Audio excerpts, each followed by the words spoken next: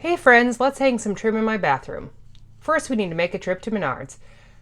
These are the corner pieces I use to add character to my molding, and this is the trim board I am using. It is a bit taller than what is installed typically in homes, but tall trim is my love language and a little nod to the old homes I so desperately want.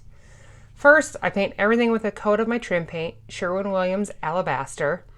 Then nail on the inside corner pieces with a brad nailer.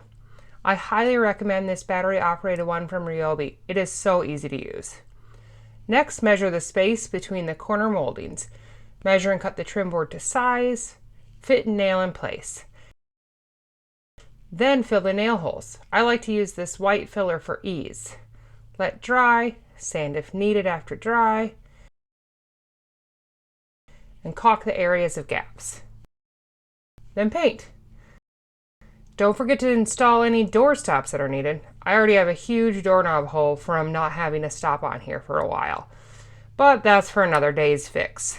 Anyway, typically you would also caulk the board with the wall, but I'm still contemplating wallpapering first.